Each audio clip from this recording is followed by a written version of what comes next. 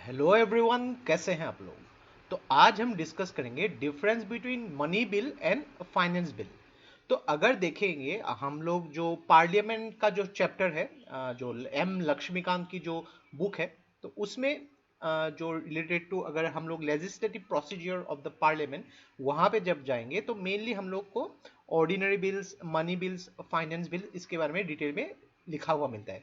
तो बहुत अच्छी तरीके से वहाँ पे लिखा हुआ मिलेगा आपको। लेकिन काफी सारे लोगों को मनी बिल और फाइनेंस बिल के बारे में जो थोड़ी बहुत कंफ्यूजन है, तो उसके ऊपर आज हम डिस्कस करेंगे ताकि आपको यहाँ पे कुछ भी कंफ्यूजन ना रहे। तो देखिए यहाँ पे अगर हम लोग बात करेंगे पहले कि बिल, एक बिल क्या होती है कि कुछ भी लेजिस्लेटिव प्रपोजल यानी कि कुछ भी प्रपोजल उसको जब कानून बनाना हो तो उसके लिए एक ड्राफ्ट जब पेश किया जाता है तो उसको हम बोलेंगे बिल। तो ये बिल जो है इसकी जो प्रोसेस है, ये प्रोसेस के बारे में जो है लेजिस्लेटिव प्रोसेस के बारे में ऑलरेडी लक्ष्मीकांत के बुक में बहुत अच्छी तरीके से लिखा हुआ है। तो अगर बात करेंगे हम लोग यहाँ पे ऑर्डिनरी बिल्स, तो ऑर्डिनरी बिल्स इसके कुछ कुछ स्टेजेस होती है यहाँ पे। सपोज मान लीजिए उसको किसी भी हाउस में जो है उसको पेश किया जा सकता है, लोकसभा में भी पेश किया जा सकता है या फिर राज्यसभा में भी पेश किया जा सकता है। तो लोकसभा में जब इसको पेश किया जाएगा तो इसका पहले फर्स्ट रीडिंग होगा, तो पहले लीव ली जाएगी, उसके बाद उसको गैजेट में पब्लिश किया जाएगा। उसके बाद जो सेकंड रीडिंग होगी, जो one of the most important stage है, तो वहां पे तीन स्टेप्स आपको मिलेंगे। जो स्टेज ऑफ जनरल डिस्कशन, उसके बाद कमिटी स्टेज मिलेगी और उसके बाद जो कंसिडरेशन स्टेज, और उसके बाद जो थर्ड रीडिंग होगी, थर्ड रीडिंग में उसके ऊपर वोटिंग होगी कि वो पास होनी है कि नहीं। जब ये पास हो जाएगा, अगर मान लीजिए ये बिल को जो है लोकसभा में पास किया गया था, तो ये बिल जाएगी उसके बाद राज्यसभा में। तो राज्यसभा में भी यहाँ पे सेम चीज की तरह यहाँ पे फर्स्ट रीडिंग होगी, सेकेंड रीडिंग होगी, सेकेंड रीडिंग की तीन स्टेजेस होंगे यहाँ पे, उसके बाद जो है थर्ड रीडिंग होगी। और थर्ड रीडिंग के बाद अगर ये जो है राज्यसभा से पास हो चुकी है तो ये प्रेसिडेंट के पास जाती है। और जब प्रेसिडेंट ने उनके ऊपर, अगर उनके पास भी कुछ पावर्स होते हैं यहाँ पे, अगर मान लीजिए कि उन्होंने अपना यहाँ पे मंजूरी दे दी यानी कि एसेंट दे दी, तो ये बिल जो है, ये बिल एक एक्ट बन जाती है उसके बाद, यानी कि एक कानून बन जाती है। तो एक बिल क्या होती है, एक लेजिस्लेटिव प्रपोजल है जिसको एक प्रोसेस के जरिए जाने के बाद प्रेसिडेंट के पास भेजा जाता है, और उसके बाद प्रेसिडेंट के जब उसको एसेंट मिलता है तो ये एक एक्ट बन जाती है। तो आज इस चैप्टर में हम लोग मेनली इस लेजिस्लेटिव प्रोसेस के बारे में नहीं डिस्कस करेंगे, उसको एक अलग चैप्टर में डिस्कस करेंगे। तो यहाँ पे मेनली हम लोग जो money bill and finance bill के जो मेन डिफरेंसेस के बारे में डिटेल में इसमें पढ़ेंगे। तो अगर यहाँ पे देखेंगे कि बिल जो है, यहाँ पे इसको दो टाइप में डिवाइड कर सकते हैं। एक होता है गवर्नमेंट बिल, इसको जो है पब्लिक बिल भी बोला जाता है, और दूसरा जो है प्राइवेट बिल। तो प्राइवेट बिल और गवर्नमेंट बिल, इसका मेन डिफरेंस क्या है पहले उसको हम लोग को समझना पड़ेगा।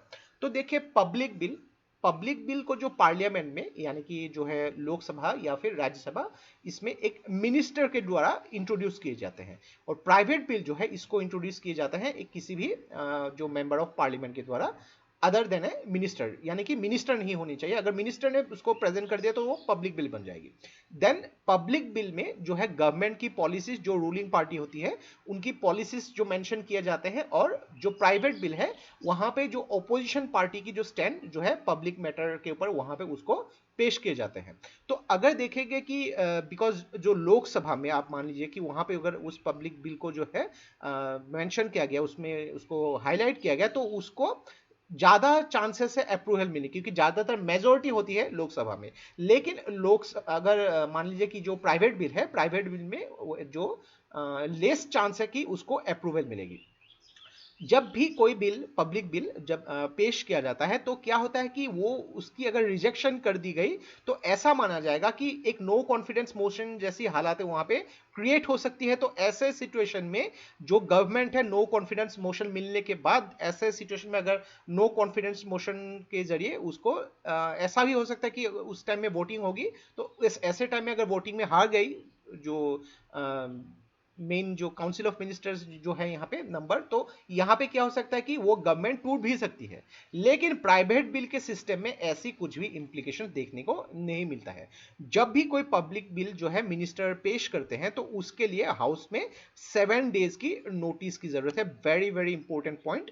लेकिन कोई भी प्राइवेट बिल जब उसको पेश करनी है तो उसको जो है लगभग 1 मंथ की नोटिस की जरूरत है कि कोई भी एक मेंबर ऑफ पार्लियामेंट एक बिल को पेश करने वाले हैं। जो भी पब्लिक बिल पेश किया जाता है उसको जो है कंसल्टेंट जो लॉ डिपार्टमेंट होते हैं उनके साथ कंसल्टेंट करके उसको पेश किया जाता है। लेकिन जो भी प्राइवेट बिल है उसमें सिर्फ वो मेंबर ऑफ द पार्लियामेंट वो ही रेस्पॉन्सिबल होते हैं। तो थोड़ा सा इसमें हम लोग जो फाइनेंस बिल क्या होता है उसके बारे में समझ लेते हैं। तो नाम से ही आपको पता लगता है कि ये एक ऐसे प्रोविजंस है जो किसी भी फाइनेंशियल मैटर के साथ रिलेटेड होती है। तो फाइनेंस बिल तीन टाइप के होते हैं। मनी बिल जो आर्टिकल 110 में मेंशन है, फाइनेंस बिल के कैटेगरी 1 जो है आर्टिकल 117 1 में मेंशन है, और फाइनेंस बिल कैटेगरी 2 जो है आर्टिकल 113 में मेंशन है। तो इसको हम लोग अगर इस इमेज के जरिए देखेंगे तो बहुत आसानी से समझ में आ जाएगा। तो मेनली देखिए यहाँ पे जो मनी बिल है, यहाँ पे ये money bill finance bill category 1 और फाइनेंस बिल कैटेगरी 2। तो मान लीजिए कि एक बॉक्स है, ये एक बॉक्स है, उसके अंदर 3 गिफ्ट्स है। तो एक गिफ्ट यहाँ पे क्या हो गया, मनी बिल हो गया, दूसरा फाइनेंस बिल कैटेगरी 1 हो गया, और तीसरा फाइनेंस बिल कैटेगरी 2 हो गया। तो ये पूरी बॉक्स को जो हम फाइनेंस बिल बोलेंगे। यानी कि हर मनी बिल एक फाइनेंस बिल होती है, यानी कि जो मनी बिल होती है ये फाइनेंस बिल का एक जो सबसेट होती है, और फाइनेंस बिल मनी बिल का एक सुपरसेट होती है। यानी कि हर फाइनेंस बिल मनी बिल नहीं होती है। आपको प्रीलिम्स में ऐसे स्टेटमेंट बेस्ड क्वेश्चन भी पूछे जा सकते हैं। बहुत लोग इसमें कॉन्सेप्शन क्लियर ना होने की वजह से गलती कर बैठते हैं। तो वेरी वेरी इंपॉर्टेंट। तो इसके लिए एक इमेज का यहाँ पे सहारा मैंने लिया है। तो अब हम लोग डिस्कस करेंगे कि मनी बिल एक्चुअली में है क्या। तो कॉन्स्टिट्यूशन ऑफ इंडिया के आर्टिकल 110 में जो है मनी बिल के बारे में मेंशन किया गया है। तो मनी बिल जब यहां पे बात आती है तो उसमें एक प्रोविजन आता है ओनली, यानी कि जो भी क्लॉजेस लिखे हुए मिलेंगे सिर्फ वही क्लॉजेस फुलफिल होने के वजह से उस सिस्टम के हिसाब से जो भी नियम है वहां पे मनी बिल में वो क्लॉजेस के हिसाब से वो इंक्लूडेड होंगे। तो देखिए, जब यूनियन गवर्नमेंट कुछ भी टैक्स से रिलेटेड इंपोजिशन करती है, एबॉलिशन करती है उस टैक्स की, रेमिशन करती है, ऑल्टरेशन करती है, रेगुलेशन करती है, तो ये सब जो है मनी बिल में आएगी।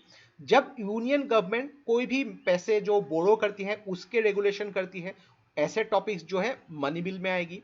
कंसोलिडेटेड फंड ऑफ इंडिया या फिर जो कॉन्टिजेंसी फंड ऑफ इंडिया, यहां से अगर पैसे विड्रॉ किए गए हैं या फिर पैसे आए हैं, ऐसे टॉपिक्स जो है मनी बिल पे आएगी। देन जो चौथा पॉइंट है यहाँ पे, जो कंसोलिडेटेड फंड ऑफ इंडिया में अगर वहां से पैसे गए हैं खर्च करने के लिए, ऐसी चीजों के बारे में जो है मनी बिल के अंदर यहाँ पे मेंशन किया जाएगा। कंसोलिडेटेड फंड ऑफ इंडिया में एक्सपेंडिचर जितनी भी हुई है उसके बारे में मेंशन किया गया। तो ये एक्सपेंडिचर घटी है या बढ़ी है उसके बारे में जो मेंशन किया जाएगा वो मनी बिल में मेंशन होगी। जो कंसोलिडेटेड फंड ऑफ इंडिया में जो भी पैसे आए हैं या फिर जो पब्लिक अकाउंट ऑफ इंडिया में उसकी जो ऑडिटिंग करनी है, ऑडिटिंग अकाउंट जो होती है यूनियन या फिर स्टेट के द्वारा जब किया जाता है, ऐसे टॉपिक जो है मनी बिल में आती है। और जो सातवां जो पॉइंट है, कोई भी इन जो 6 मैटर्स से रिलेटेड है, सभी मैटर्स जो मनी बिल में इंक्लूडेड होती है, प्रोवाइडेड इसमें एक ओनली आती है। यानी कि यही सब चीजें जो जब फुलफिल होगी तभी उसको मनी बिल बोला जाएगा। और कोई भी बिल जब मनी बिल तभी बोला जाएगा जब उसमें लोकसभा के जो स्पीकर उन पे मंजूरी देगी। यानी कि मान लीजिए कि लोकसभा के स्पीकर ने ये बोल दिया कि ये बिल मनी बिल है, तो उनकी जो डिसीजन है वो कंप्लीटली फाइनल माना जाएगा। उसके ऊपर कोई भी क्वेश्चन मार्क नहीं लगाया जा सकता है कि यानी कि मान लीजिए कि ये जुडिशियल नेचर की नहीं है, यानी कि उसमें कोई आप कोर्ट से अपील नहीं कर सकते हैं, उसके ऊपर क्रिटिसाइज नहीं कर सकते हैं। तो लोकसभा के स्पीकर के द्वारा जो भी राय दिए जाएंगे वो फुल एंड फाइनल होगी। बहुत ही इंपॉर्टेंट टॉपिक, उसको याद रखिएगा। नेक्स्ट हम डिस्कस करेंगे फाइनेंस बिल का जो कैटेगरी 1। तो यहां पे देखिए आर्टिकल 110 में जो मनी बिल के बारे में जितने भी बातें मेंशन की गई है, उसके अलावा जो भी एक्स्ट्रा चीजें जो है ये फाइनेंस बिल की कैटेगरी में आती है। तो फाइनेंस बिल ये कैटेगरी 1 में आएगी, और इसको अगर हम लोग मनी बिल लाएंगे तो ये आप लोग समझ जाएंगे यहाँ पे। तो मान लीजिए कि यहाँ पे बोरोइंग क्लोजेस से हो यहाँ पे, या फिर सब एक्सक्लूसिवली अगर बोरो के साथ नहीं भी होगी तो इसमें उसके बाद भी जो है मनी बिल में इंक्लूड हो जाती है ये सब चीजें। तो मान लीजिए कि यहाँ पे जो हम लोगों ने बात किया कि जो भी यूनियन गवर्नमेंट कुछ कुछ नियम बनाती है टैक्स से रिलेटेड, जो भी ऑल्टरेशंस करती है, रेगुलेशंस करती है, तो सब कुछ चीजें मनी बिल में आती है। लेकिन कोई भी लोकल अथॉरिटी, यहाँ पे मान लीजिए कि पंचायत कुछ बनाती है या फिर जो म्यूनिसिपालिटी कुछ टैक्स सिस्टम लगाती है, तो उसके बारे में जो भी चीजें इंक्लूडेड होगी वो फाइनेंस बिल कैटेगरी 1 में मेंशन किए जाएंगे। तो देखिए यहाँ पे कुछ चीजें जो है फाइनेंस बिल कैटेगरी 1 और मनी बिल के साथ सिमिलर होती है, यानी कि मनी बिल जो है ये सिर्फ लोकसभा में ही पेश किए जा सकते हैं, ये राज्यसभा में पेश नहीं की जा सकती। सिमिलरली फाइनेंस बिल कैटेगरी 1 भी सिर्फ लोकसभा में ही पास जो है उसको पेश किया जा सकते हैं, उसको राज्यसभा में पेश नहीं किए जा सकते हैं। जब भी ये बिल जो है लोकसभा से अगर पास आउट हो गई, जब राज्यसभा में जाएगी तो राज्यसभा में यहाँ पे क्या होगा कि उसके ऊपर अमेंडमेंट नहीं दे सकते हैं, वहां पे उसके ऊपर रिकमेंडेशंस दे सकते हैं। लेकिन ये लोकसभा के ऊपर है कि ये रिकमेंडेशंस माने या फिर नहीं माने। अगर मान लीजिए कि राज्यसभा ने इस बिल के ऊपर कुछ भी बात नहीं कही, तो 14 दिन का एक टाइम फ्रेम दिया गया है।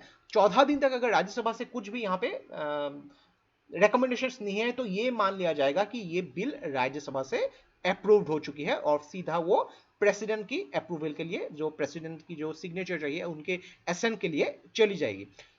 कोई भी मनी बिल हो या फिर जो फाइनेंस बिल हो, इसको पेश करने से पहले प्रेसिडेंट्स की रिकमेंडेशन होना बहुत जरूरी है, उसको लोकसभा में पेश करने से पहले। तो ये दोनों बहुत ही इंपॉर्टेंट पॉइंट है, इसको याद रखिएगा।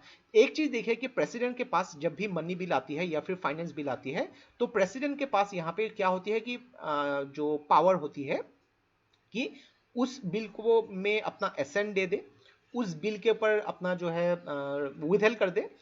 ये लेकिन मनी बिल में कैसा होता है कि प्रेसिडेंट जो वो बिल रिकंसिडरेशन के लिए नहीं भेज सकते हैं। जो फाइनेंस बिल जो कैटेगरी 1 होती है, ये एक ऑर्डिनरी बिल के कैटेगरी में आती है और उसमें जो लेजिस्लेटिव प्रोसीजर है ऑर्डिनरी बिल जो हम लोगों ने ऑलरेडी डिस्कस किया है उसके जैसे सेम ही होते हैं।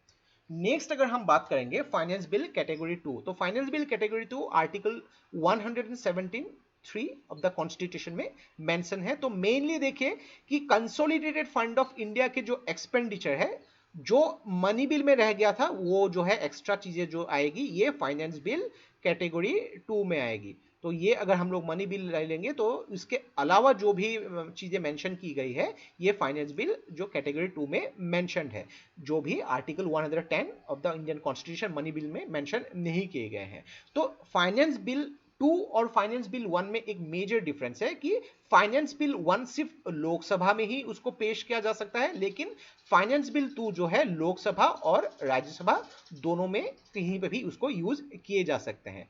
फाइनेंस बिल 1 और फाइनेंस बिल 2 दोनों ही जो है एक ऑर्डिनरी बिल है और उसमें जो सिस्टम जो है लेजिस्लेटिव प्रोसीजर ऑर्डिनरी बिल की जैसी सेम होगी।